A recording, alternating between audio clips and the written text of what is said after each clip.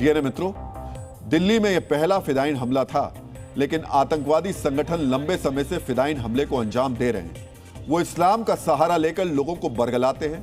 आतंकवादी संगठन ये कहकर फिदायीन हमलावरों को तैयार करते हैं कि अगर वो खुद को बम से उड़ा लेंगे तो उन्हें जन्नत मिलेगी।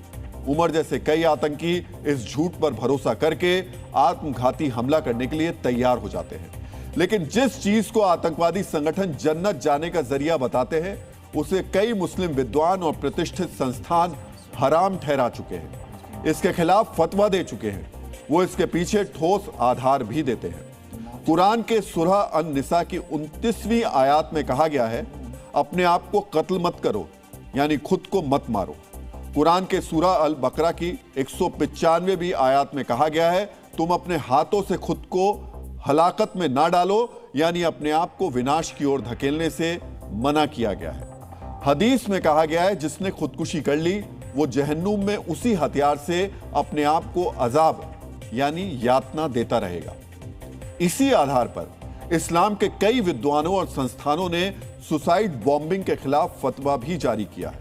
मिस्र के काहिरा में स्थित सुन्नी इस्लाम की सबसे प्रतिष्ठित अल अजहर यूनिवर्सिटी 2001 से अब तक कई बार आत्मघाती हमले के खिलाफ फतवा जारी कर चुकी है।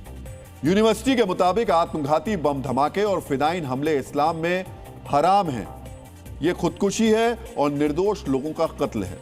सऊदी अरब के फतवा बोर्ड के मुताबिक जो व्यक्ति खुद को विस्फोट से उड़ा ले और दूसरों को मार डाले, वो जहन्नुम में जाने वाला है और यह कुफ्र यानी अल्लाह को नहीं मानने का काम है। लेकिन अल-कायदा, ISIS, जैश-ए मोहम्मद और लश्कर-ए-तैयबा जैसे आतंकी संगठन तर्क देते हैं, यह खुदकुशी नहीं बल्कि शहादत का अभियान है और दुश्मनों के खिलाफ जायज है। यह दलील उसी तरीके से है जैसे उमर ने अपने वीडियो में कहा है। डीएनए मित्रों, आतंकवादी संगठन अपने नापाक मंसूबों के लिए इस्लाम के पवित्र शब्दकोश से खिलवाड़ कर रहे हैं। वो आत्मघाती हमले को शहादत का अभियान बताते हैं, इसे जन्नत जाने का जरिया बताते हैं, जबकि इस्लाम कहता है कि आत्मघाती हमला गुनाह है, निर्दोषों की जान लेना अपराध है। सुसाइड बॉम्ब को आतंकी संगठनों ने अपना सबसे पसंदीदा हथियार बना लिया है। अमेरिका में 9/11 हमले के दौरान अल-कायदा के आतंकवादियों ने ट्विन टावर से विमान टकरा दिए। यह भी एक सुसाइड अटैक था। एक आंकड़े के मुताबिक 1980 के बाद से दुनिया भर में 13,000 से ज्यादा आत्मघाती हमले हुए हैं।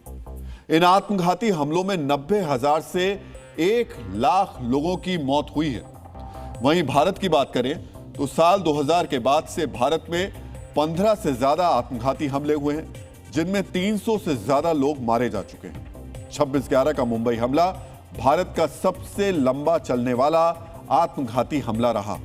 हालांकि 10 फिदायीन हमलों में से एक आमिर अजमल कसाब को जिंदा पकड़ लिया गया था। डीएनए मित्रों, जब हम आपको आतंकी उमर के आत्मघाती हमले के बारे में बता रहे हैं तो यह भी बता दें कि भारत पर आतंकी खतरा अभी पूरी तरीके से थमा नहीं है।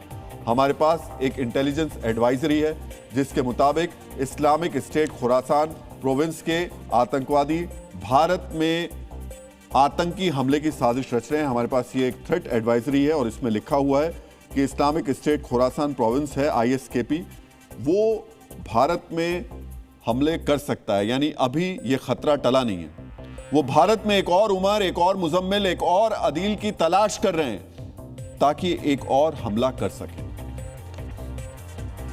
डीएनए मित्रों, ड्रोन हमले को लेकर आतंकी उमर और जसीर बिलाल की अलग अलग सोच थी, लेकिन अब आतंकी ऐसी साजिश में लगे हैं जिसमें उन्हें फिदायीन हमला करने की जरूरत ही नहीं पड़ेगी। आतंकी अब हमले के लिए ड्रोन का इस्तेमाल करने की साजिश रच रहे हैं। महाराष्ट्र पुलिस के साइबर विभाग के मुताबिक डार्क नेट पर देश के प्रमुख शहरों में ड्रोन अटैक की बातें की जा रही हैं। डार्क नेट इंटरनेट का वो हिस्सा है जिसका इस्तेमाल लोग कानून और किसी अन्य व्यक्ति से अपनी पहचान और जगह की जानकारी छिपाने के लिए करते हैं और इसे केवल विशेष सॉफ्टवेयर का इस्तेमाल करके ही एक्सेस किया जा सकता है।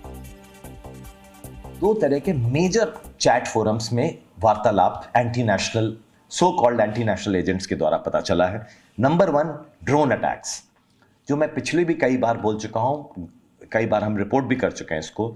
Drone attacks will be the preferred mode of disruption और terrorist attacks in the future, ऐसा बात कर रहे हैं, क्योंकि उसमें वो क्लियर बोल रहे हैं कि इससे हमें कोई फिदाइन अटैक करने की ज़रूरत नहीं है, हमारे किसी भी एजेंट को रिस्क लेने की ज़रूरत नहीं है। Drone attacks are the safest and साथ में उसके डिजिटल फुटप्रिंट्स भी नहीं रहते हैं। तो महाराष्ट्र क्राइम ब्रांच के एडीजी हैं जो बता रहे हैं कि किस तरीके से डार्कनेट पर इस वक्त बातचीत हो रही है और फिदाइन हमले को पीछे रखकर अब ये लोग चर्चा कर रहे हैं कि ड्रोन अटैक करना चाहिए। डॉक्टर होकर भी उमर जिस तरह धर्म के नाम पर आत्मघाती हमले को तर्कसंगत ठहरा रहा था, यह उसकी नीचता और घोर कट्टरता का प्रमाण है। यह बताता है कि उसकी सोच कितनी संक्रमित हो गई थी।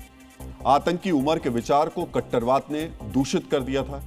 ऐसे दूषित विचार के लोग अपने हिसाब से इस्लाम की परिभाषा गढ़ लेते हैं, पैगंबर साहब के दिए महान संदेशों को अपने हिसाब से व्याख्या करते हैं और अतिवाद की भट्टी में तपने के बाद उमर जैसे लोग ही मजहब के नाम पर बारूदी विचारों का विस्तार करते हैं।